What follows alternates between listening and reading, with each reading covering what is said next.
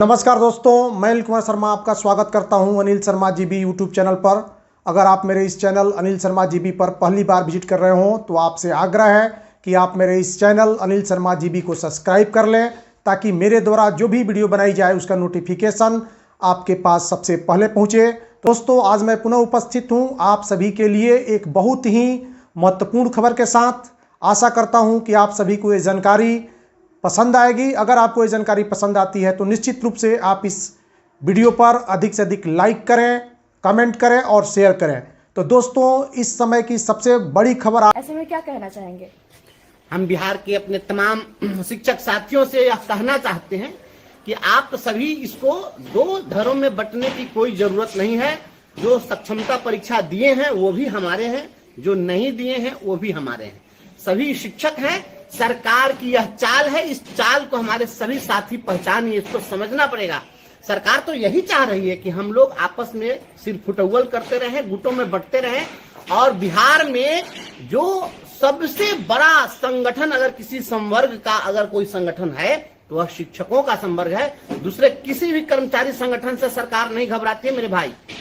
अगर सरकार घबराती है, डरती है तो केवल और केवल शिक्षकों के संगठन से, क्योंकि हमारा बहुत बड़ा समूह है। तो सरकार यह चाह रही है कि इस समूह को हम खंड खंड में बांट दें।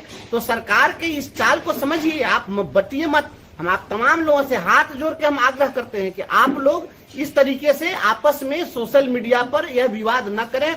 और कुछ लोग यह लिख देते हैं कि जो सक्षमता परीक्षा दे दिए वो गद्दार हैं, जो दे दिए हैं वह कह देते हैं कि जो सक्षमता परीक्षा नहीं दिए हैं वो कायर हैं।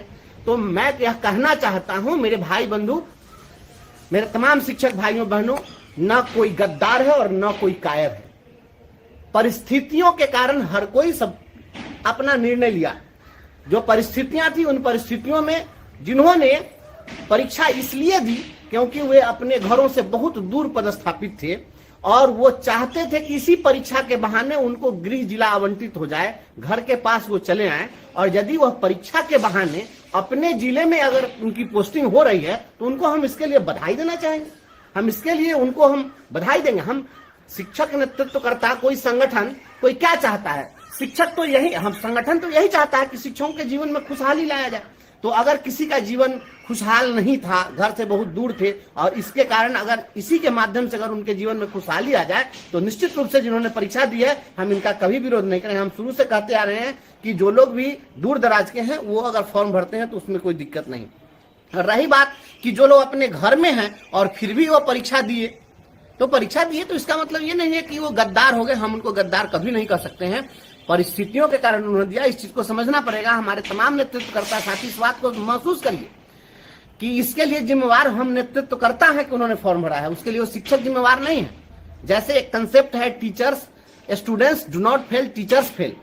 बच्चा फेल नहीं करता है बल्कि शिक्षक फेल कर जाते हैं। उसी प्रकार से जो शिक्षक परीक्षा में शामिल हुए उनके शामिल होने के लिए हम जिम्मेवार हैं, क्योंकि जो लोग बिना किसी कारण के परीक्षा का फॉर्म भर दिए उनके अंदर भय था।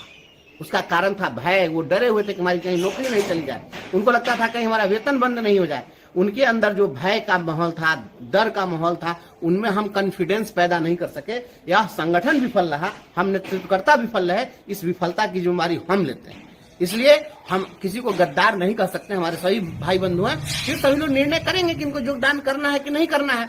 इसलिए तमाम हमारे जो साथी हैं, जो परीक्षा में शामिल हुए वो भी, जो शामिल नहीं हुए वो भी, सभी हमारे हैं, हम उनके हैं। और सभी लोग संगठन में एकजुट रहें, नहीं तो फिर से एक गिरोह बनेगा, सक्षमता उत्तीर्ण गिरोह, सक्षमता अनुत्तीर्ण गिरोह। तो ये गिरोह बनेगा, अलग अलग गुट बनेगा, और सरकार तो यही चाह रही है। तो ये इस तरीके से किसी साथी को बंटने की जरूरत नहीं है। आप लोगों से मेरा करबद्ध अनुरोध है कि जिन लोगों की पोस्टिंग गृह जिले में हो गई है और घर से अगर बहुत दूर पदस्थापित थे वो योगदान करें। उनको बहुत बहुत शुभकामना और बधाई है। उनके जीवन में इसी के माध्यम से खुशहाली आ रही है, तो आने दीजिए, कोई दिक्कत नहीं है। रही बात कि जो लोग सक्षमता परीक्षा नहीं दिए हैं और उनको राज्यकर्मी बनने की बात है, तो इस मुद्दे पर और भी बातें हैं। हम इस पर और बात बताएंगे। परिणाम आपके सामने आ चुका हुआ है। अब यह स्पष्ट हो गया है कि आप परीक्षा दें तब भी, परीक्षा न दें तब भी, दोनों भी परिस्थितियों में आपकी नौकरी को कोई खतरा नहीं है। इसलिए अब आपको कोई टेंशन लेने की जरूरत नहीं है। अब जो शिक्षक रिटायरमेंट के एज में है वह अब परीक्षा तो नहीं देगा। अब 2 साल के लिए उनको क्या राजकर्मी मिल जाएगा, तो क्या भारत रत्न तो नहीं मिल जाएगा। इसलिए ऐसे लोगों को अब कोई टेंशन नहीं लेना है। टेंशन से आप मुक्त हो गए हैं और अब बेहतरी के लिए हम लोग परीक्षा दें नहीं दें, क्या करें, इस पर हम लोग भी कुछ काम कर रहे हैं, कुछ विधि विद्ताओं से राय मशविरा कर रहे हैं। इसलिए तमाम साथी एकजुटता बनाए रखें, भाईचारा बनाए रखें और सोशल मीडिया पर कम से कम आप सभी लोग एक दूसरे के खिलाफ न आप किसी को गद्दार कहिए, न कोई किसी को कायर कहे। आप सभी भाई बंधु हैं, सभी अपने बंधु बांधवों को मैं परीक्षा में जिनको नजदीक में मिल गया उनको बधाई। जो लोग परीक्षा का फॉर्म भर दिए अपना सहूलियत देखते हुए उसके हिसाब से निर्णय करेंगे और फिर आगे जो है हम अगले वीडियो में आपको हम बताएंगे कि हम लोगों को क्या करना चाहिए। आज हमारे कुछ अधिवक्ता लोग से रात में बात होगी, हम लोगों से राय मशविरा कर रहे हैं क्या क्या संभावना बनती है, फिर उसके हिसाब से बता रही है कि आप सभी को ये वीडियो पसंद आई होगी। अगर आपको ये वीडियो पसंद आई हो तो निश्चित रूप से आप इस वीडियो को अपने साथियों तक अधिक से अधिक जो है पहुंचाएं ताकि वे भी तो फिर मिलते हैं किसी दूसरे वीडियो में। तब तक के लिए नमस्कार।